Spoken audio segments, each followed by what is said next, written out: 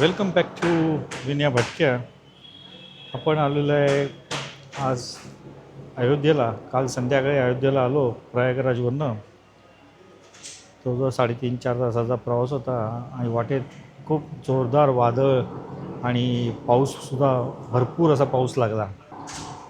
आता आज सकाळी आपण निघतो आहे ते हनुमान मंदिरात दर्शन घ्यायला.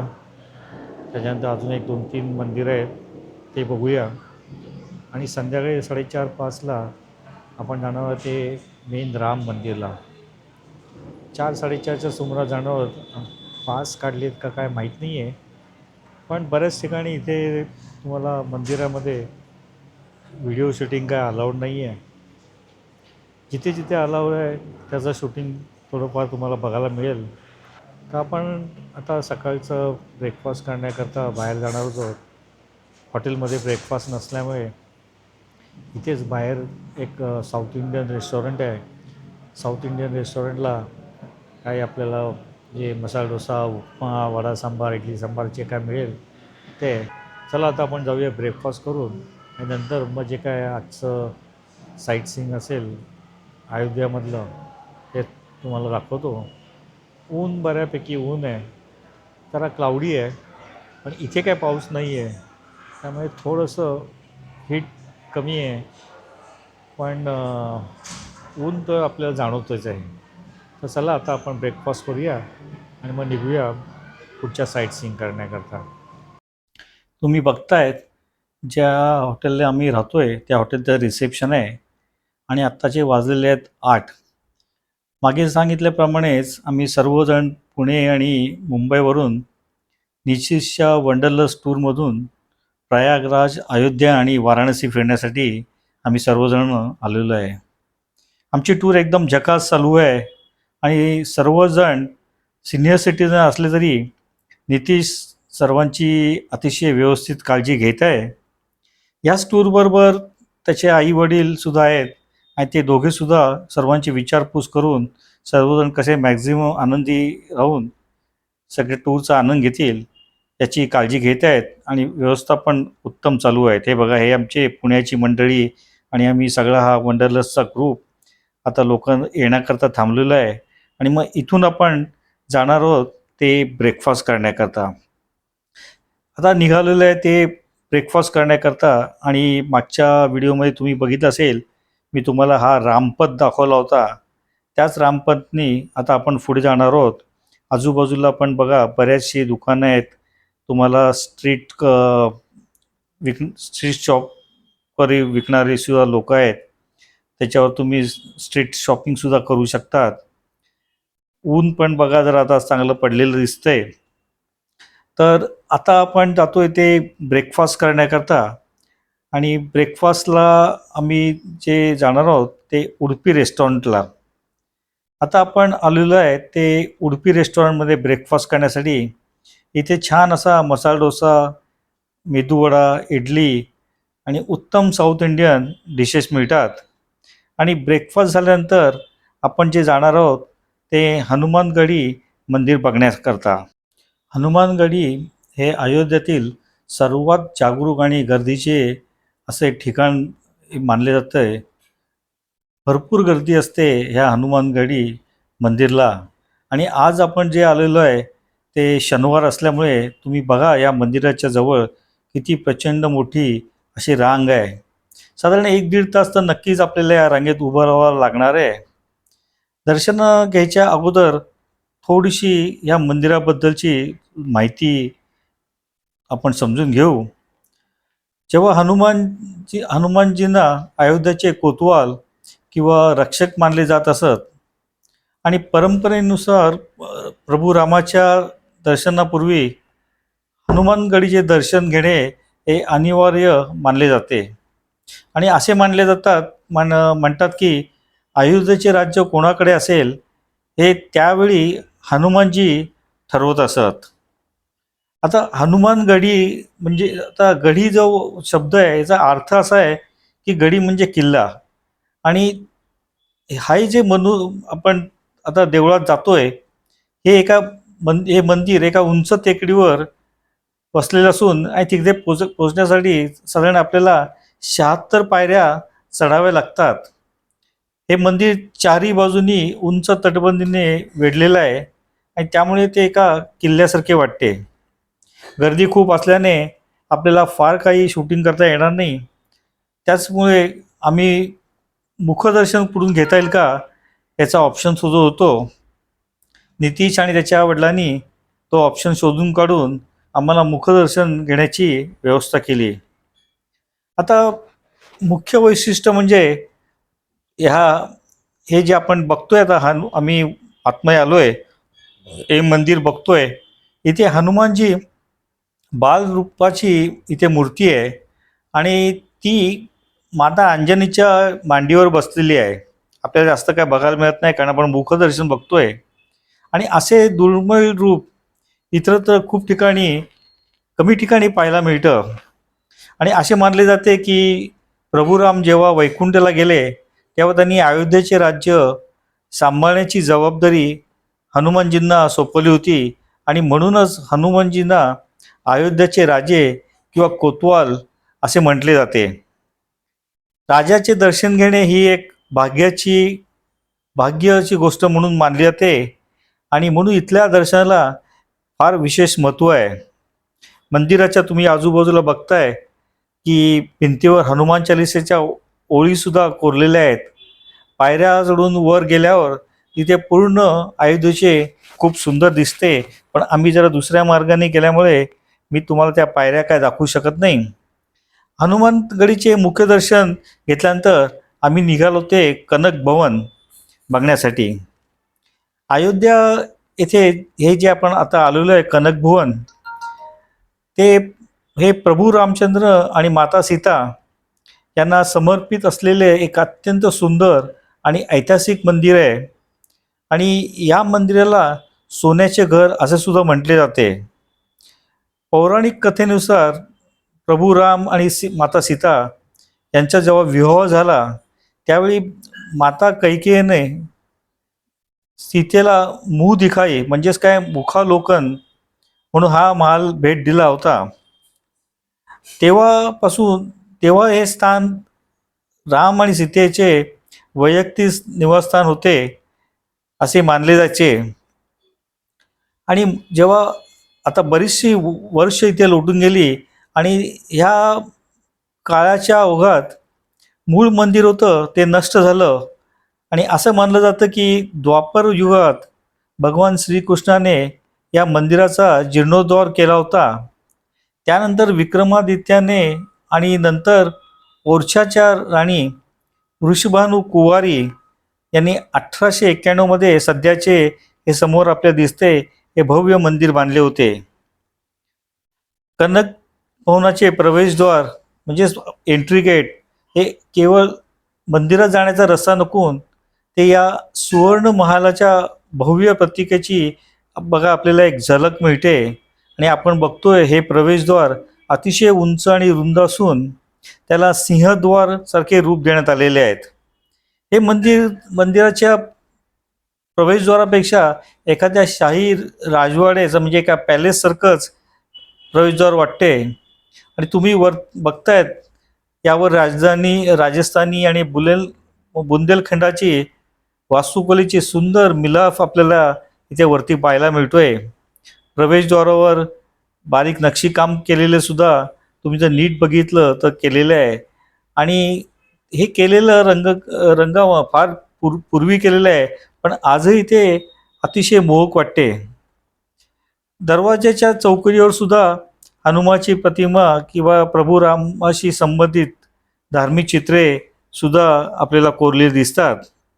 या दरवाजातून आत गेल्यावर आपण जे समोर बघतोय हे मोठे खुले अंगण आहे आणि ज्याच्यासमोर मुख्य मंदिर आहे. हा प्रवेश करतानाचा अनुभव खूप भव्य आणि प्रसन्न आहे. हे बघा समोर दिसते ना तुम्हाला हे किती मोठं ते मंदिर आहे. आणि ह्या मंदिराची रचना एखाद्या भव्य राजवाड्यासारखी आहे.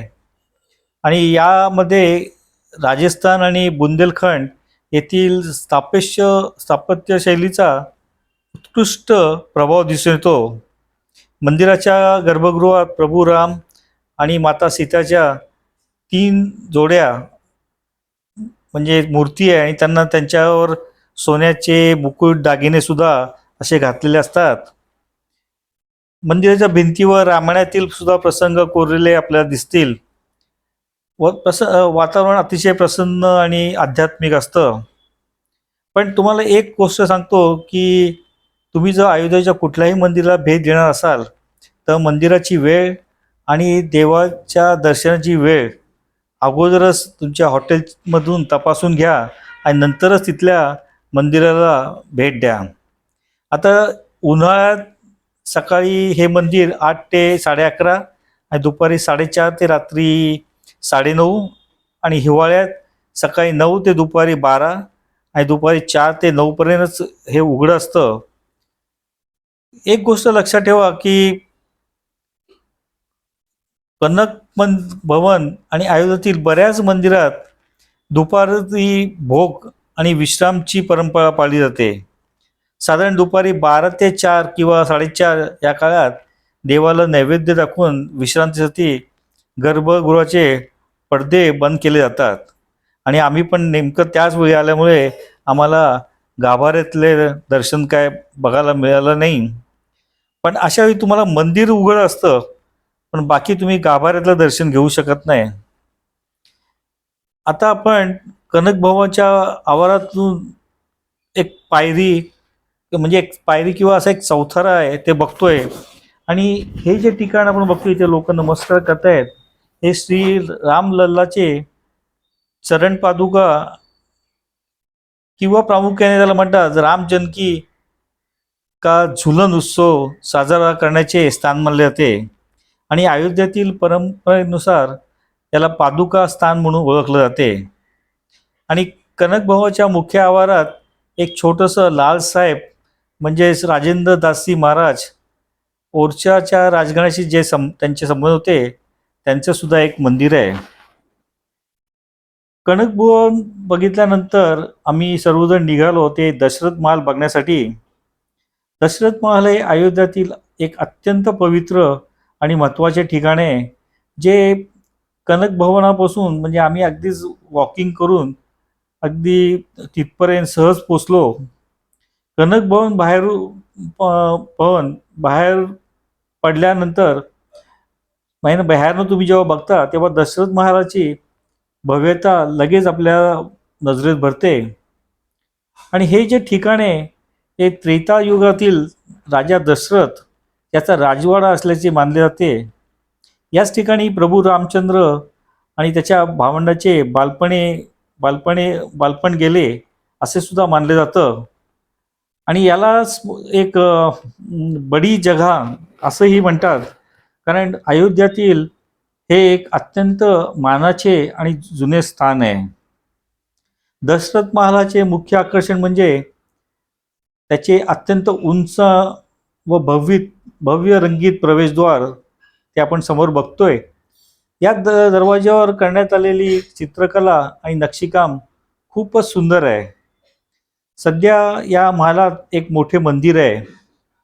मुख्य गर्भगृहात प्रभू राम, सीता, लक्ष्मण, भरत आणि शत्रुघ्न यांच्या अत्यंत देखण्या मूर्त्या सुद्धा आपल्याला इथे दिसत आहेत. आणि इथे तुम्ही जेव्हा याल कधीही या इथे नेहमी भजनाचा आणि रामनामाचा गजर सुरू असतो आणि त्यामुळे तुम्हाला इथूनचं जे वातावरण आहे ते आध्यात्मिक सुद्धा वाटू शकतं. दशरथ महाराजचे स्थापत्य एका पारंपरिक भारतीय राजवाड्यासारखे आहे आणि तुम्ही इथे जे पाहतायत तो आहे मंडप आणि त्याच्या पलीकडे आहे ते सभागृह. दशरथ महाराज प्रवेश केल्यावर समोरच आपल्याला जो आता आहे दिसतोय आणि जिथे आपण आहोत तो मोठा आणि प्रशस्त मंडप आहे. आणि ह्या मंडपावर तुम्ही जर तुमचे जे खांब तुम्ही बघितले तर या खांबावर सुंदर नक्षीकाम केलेले सुद्धा आहे आणि मंडपाची रचना अशी प्रकारे केली आहे की तिथे एकाच वेळी शेकडो भाविक बसून भजन कीर्तन सुद्धा करू शकतात. या मंडपाचे सर्वात मोठे वैशिष्ट्य म्हणजे अनेक वर्षापासून अखंड रामनामाचा जप किंवा कीर्तने इथे चालू असतात. आणि हा जो मंडप बघतोय तो केवळ दर्शनासाठी नाही, तर अयोध्येतल्या साधू संतांच्या धार्मिक चर्चा आणि उत्सवासाठीचे हे प्रमुख ठिकाण सुद्धा आहे. आणि ह्याच मंडपाच्या पुढे आपण बघतोय ते मुख्य गर्भगृह, जिथे राजघराण्यातील मुख्य देवांच्या मूर्ती आहेत. या गर्भगृहात आपल्याला दिसतील प्रभू रामचंद्र, माता सीता, लक्ष्मण, भरत आणि शत्रुघ्न यांच्या अतिशय सुंदर मूर्ती मूर्ती ज्या आहेत त्या भव्य सिंहासनावर विराजमान झालेले सुद्धा आपल्याला दिसतात. या मूर्तींना राम लल्लाच्या बाल स्वरूपात पूजले जाते, कारण रामाचे जन्मस्थान आणि बालपण ह्याच ठिकाणी झालेले, म्हणजे त्यांनी ते जास्त वर्ष इथेच स्पेंड केलेली असे म्हणले जाते. दशरथ महालाच्या रचनेचा मंडप हा थोडा खालच्या स्तरावर आहे आणि गर्भ उंच आहे. त्यामुळे तुम्ही जरी खूप गर्दी असेल आणि शेवटच्या रांगेत उभे राहिले तरी आपल्याला तुमचं सहज दर्शन सुद्धा मिळू शकतं. नंतर आपण जेव्हा दर्शनाच्या बाहेर येतो तेव्हा आपल्याला बाहेर पडताना डाव्या साईडला एक लाल मंदिर दिसतं आणि त्याला असं मंदिराचा संबंध हनुमानशी जोडलेला आहे. आणि असे मानले जाते की जेव्हा प्रभू राम दशरथ महालात वास्तव्यास होते तेव्हा हनुमान तिथे गुप्त स्वरूपाने किंवा सेवकाच्या रूपाने राहत असत आणि त्याच्या स्मृतीप्रित्यर्थ हे मंदिर तिकडे उभं केलेले आहे. दशरथ महालातून बाहेर पडल्यानंतर आमचा सगळा ग्रुप, वंडरलसचा ग्रुप, तो नितीश पण दिसतोय इथे काकडी खाण्याकरता सगळे उभे आहेत. सुंदर अशी ही काकडी होती, चविष्ट, वाटतं 20 रुपयाला काहीतरी काकडी होती. आणि सर्वांनी मस्त त्याच्यावर तावा मारला, कारण ऊन पण भरपूर होतं आणि उन्हामध्ये ही लुसलुशीत काकडी, कोवळी काकडी, त्याच्यावर मसाला टाकलेला खाण्याकरता सगळेजण आम्ही उभे असले आपल्याला दिसत आहेत. दशरथ महाल बघितल्यानंतर आपण आलोय ते एका ठिकाणी, एक सुंदर असं ठिकाण आहे, टेक्नॉलॉजिकली ॲडव्हान्स केलेलं असं हे दुकान आहे, जागा आहे. इथे तंत्रज्ञानाच्या मदतीने आपण रामायणाचा इतिहास अनुभवण्यासाठी एक विशेष व्यवस्था करण्यात आलेली आहे. म्हणजेच काय, तर इथे 3D व्हर्च्युअल रियालिटीनी आपल्याला रामायण दर्शन घेता येतं. यामध्ये प्रभू रामाचा जन्म, कनक भवनाचा इतिहास, हनुमानगडीचे महत्त्व आणि संपूर्ण रामायण एका 3D फिल्मद्वारे आपल्याला बघता येतं.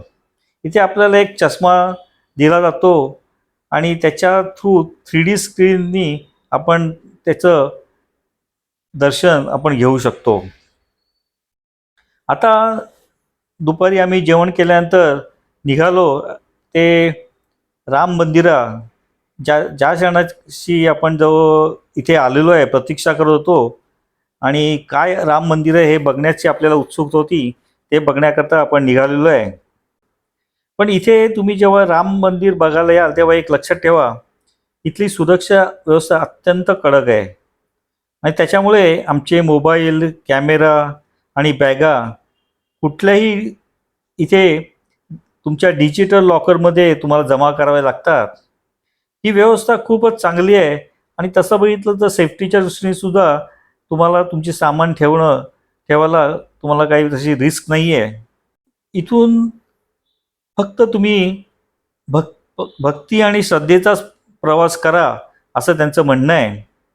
लॉकरपासून मुख्य मंदिराचा प्रवास थोडासा चालण्याचा आहे, पण तो थकवणारा वाटत नाही. ठिकठिकाणी पाण्याची, पिण्याची सोयी पण आहेत. सावलीसाठी छत्र्याची पण व्यवस्था केलेली आहे. जर तुम्ही रांगेत असाल तर इथे वेटिंग हॉलमध्ये सुद्धा बसण्याची उत्तम सोय केलेली आहे आणि तिथे स्वच्छता पण बऱ्यापैकी चांगली ठेवलेली आहे. जर तुम्हाला काही शंका असेल तर तुमच्या शंकाचं निवारण करण्याकरता सुद्धा इथे एक डेस्क आहे आणि तिथूनचे बसलेले ते व्हॉलेंटियर्स आपल्याला अतिशय चांगल्या प्रकारची मदत करतात. इवन तुम्ही सुरक्षा कर्मचारी, पोलीस जे काय आहेत अतिशय पोलाईट आहेत आणि आपल्या लोकांची ते विशेष काळजी घेतात. आम्ही एक प्रायोरिटी पास वापरला होता. तो तुम्ही तुम्ही पण जायच्या अगोदर ऑनलाईन तुम्हाला हा पास मिळतो. पण लक्षात ठेवा की एका दिवसाला लिमिटेडच पास हे इश्यू केले जातात. त्यामुळे आपण इथे येण्याच्या अगोदर ते काढून ठेवा किंवा ॲडव्हान्समध्ये आपला ज्या हॉटेलला राहणार आहोत त्या हॉटेलच्या मॅनेजर्सला सांगून ते त्याची व्यवस्था करू शकतात. आणि त्याच्यामुळे तुम्हाला तुमचा खूपच वेळ वाचू शकतो. कारण प्रायोरिटी पासवाल्यांना एक सेपरेट लाईन आहे आणि जनरल जे लोक येतात त्यावेळेला त्यांच्याकरता एक सेपरेट लाईन आहे. ती बरीचशी मोठी असते. आणि जर तुमचे बरोबर ज्येष्ठ नागरिक म्हणजे 75+ जर असेल तर त्यांच्याकरता एक खास सोय केलेली आहे. आणि इथे रॅम्प आणि व्हीलचेअरची सोय असल्यामुळे तसं सिनियर सिटीजनना सुद्धा कुठलाही प्रॉब्लेम मिळायचं कारण नाही. आणि जरी आपण कॅमेरा आत नेण्याची परवानगी नसली तरी त्या मंदिराचे भव्य खांबाचे आणि कोरीवकामाचे दर्शन एक डोळ्याने घेणे हा एक वेगळाच अनुभव आहे. मंदिर बऱ्यापैकी भव्य वाटते आणि रामलल्लाची मूर्ती सुद्धा अतिशय मोहक आहे. कॅमेऱ्यात हे दृश्य जरी मला घेता आलं नाही तरी बनाच्या कॅमेऱ्यात मात्र हे क्षण आयुष्यभरासाठी साठवले गेलेले आहेत. तर असा होता आमचा आजचा दिवस अयोध्यामध्ये. आजचा दिवस खूपच हेक्टिक असला कारण असला आणि कारण काय आहे ऊन पण खूपच होतं. त्यामुळे एक सजेशन आहे की तुम्ही जर इथे येणार असाल तर नक्कीच हिवाळ्यातलं साधारण नोव्हेंबर, डिसेंबर, जानेवारी, फेब्रुवारीमध्ये यायचा प्रयत्न करा. So thanks for watching this video. Video आवडल्यास लाईक करा, शेअर करा आणि अजूनपर्यंत माझ्या चॅनलला सबस्क्राईब केलं नसेल तर सबस्क्राईब करायला सुद्धा विसरू नका. तर उद्या सकाळी आपण अयोध्यावरनं वाराणसीला जाण्यासाठी निघणार आहोत.